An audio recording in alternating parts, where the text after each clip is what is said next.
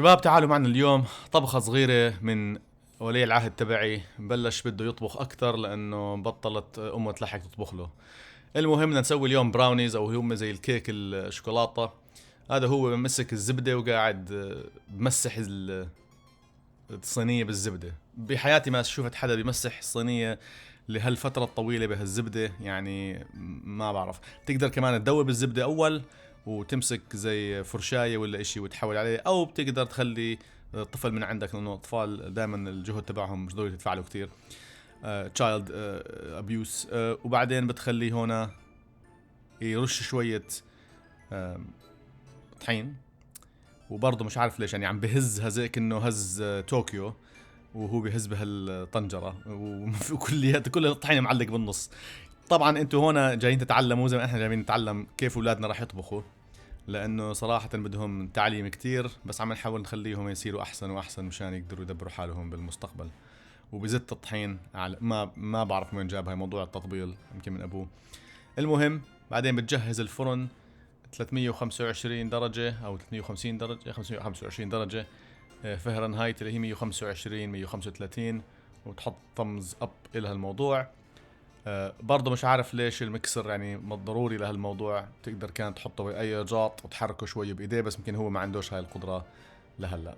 طبعا كان مكيف على حاله انه خلى امه تفتح له البيض، وانه هو بس بيعرف يشتغل بالسكاكين. اذا شفتوا الفيديو اللي حطيناه من قبل، هو ما بيعرف يشتغل بالسكاكين. هي الفيديو على اليمين فوق اذا بتحبوا تحضروه. بس تخلص تغلب حالك، وطبعا شكله حتى مع المكسر ما انعملش مزبوط. بس بتبلش تزيد الميكس تبعت البراوني. هلا هاي جاهزه وخالصه زي ما قلت لكم، هو اللي عم بسويه، فمعوش وقت ولا بيعرف انه يسوي هذا الموضوع كلياته من الصفر، فبستعمل اشي ممكن يدبر حاله فيه. بس هي ممتازه، بتقدر تضيف عليها اشياء تانية زي جوز، او اي اشي بتحب تضيفه، شوكولات شيب اللي بدك اياه، بتحطه بنفس القوار وبتنزل المكسر. يعني بحياتي ما شفت حدا بحط قد وقت بس مشان ينزل شوية بودرة.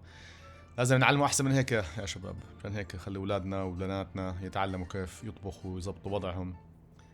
وبتبلش المكساج لهذا الموضوع، بتحركه لحتى يصير يعني نص مقبول.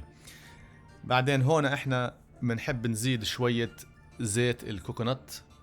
هلا هذا بنحب هذا الزيت بدال الزيت العادي لانه ما فيهوش هدرجة.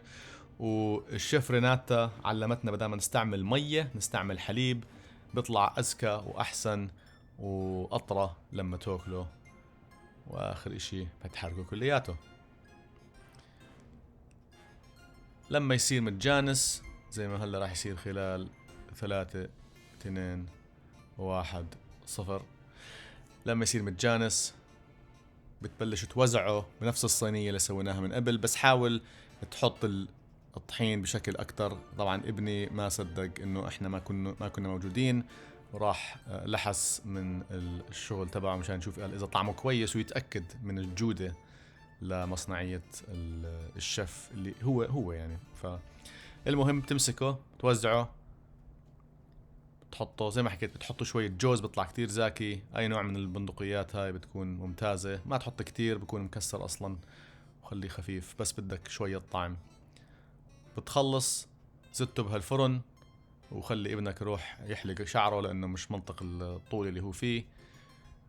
بتطلعه بعد هيك نص ساعة 3 ساعة. قسمه جاب لي قال حبتين مشان يفرجيني قديش هو فظيع، ودقته صراحة كان كتير زاكي. بس للأسف هدول هم الحبتين الوحيدات اللي أنا شفتهم.